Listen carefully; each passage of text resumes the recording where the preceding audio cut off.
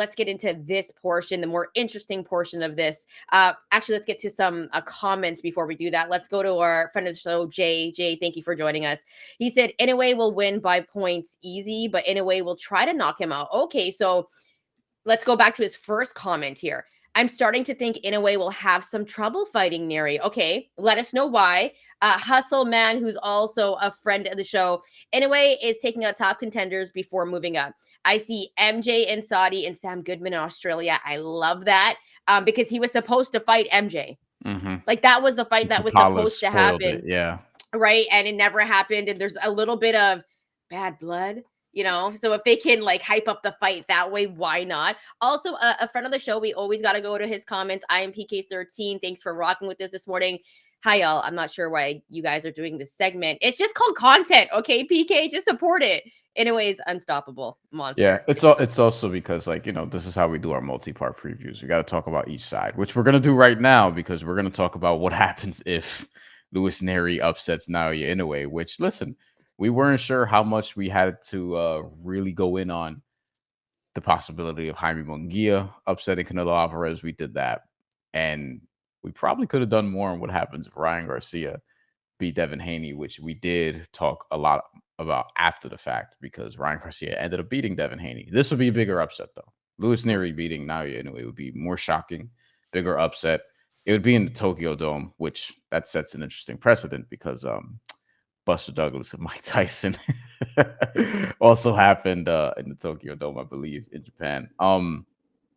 Listen, this would be the upset of the year, and I do think there will probably be an immediate rematch. Like these two will run it back in, September, October, November, whatever the time is. Maybe it'll be in Japan again. Who knows? And look, this is a point you made, and this is a point that we've been talking about. Like, not everyone wins forever. So while I do think now you're in a way, we both think he's going to win this fight. Spoiler alert, but we'll talk more about like what exactly is the process of getting there and what our bets are. Money be green.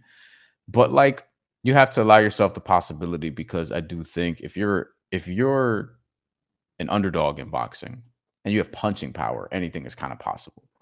And you can get caught. I don't think that Inoue will, but if Luis Nery does, then we have a very interesting is he pound for pound top 10 all of a sudden? Now that he's undisputed in this weight class, assuming he makes weight, because that's the other part of this. He's missed weight before. He has 118 pounds. I believe he came in at 121. 121, yes. And it was in Japan. And listen, he was banned by the boxing commission out there for a little bit because of that. And also, substance.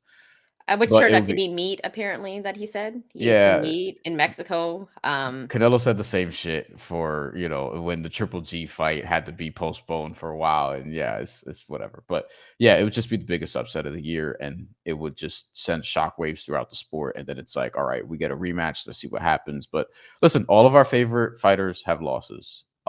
Except if Floyd Mayweather is one of your favorite fighters. He does not. Anything can happen.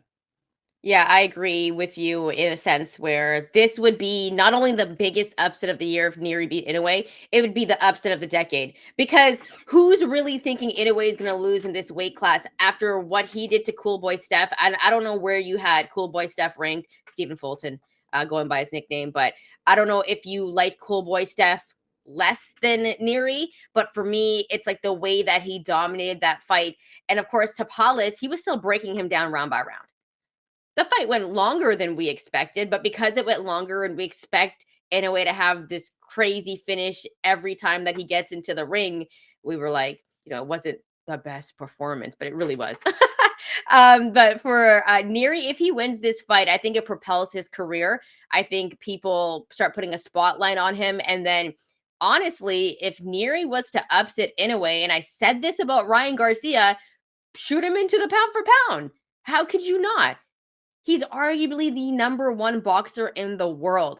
So listen, I know it's not easy to make the pound for pound list, and I'm not just saying I'll throw anybody in there, but if you're beating Inoue, then I believe that you would be able to be on that pound for pound list. I think Luis Nery would be able to do whatever he wanted after.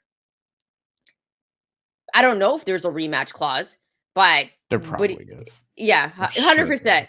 But at the same time, if there isn't, if I'm Nery, I don't even know if I give you the rematch. There's money in it though. But at the same time, I think Nery would be able to do whatever he wanted. He would be the king of the division. And I think his star would just propel to a place that it's never been before. But it's a tough task to go to Japan and beat Inoue. So we're going to see if that happens.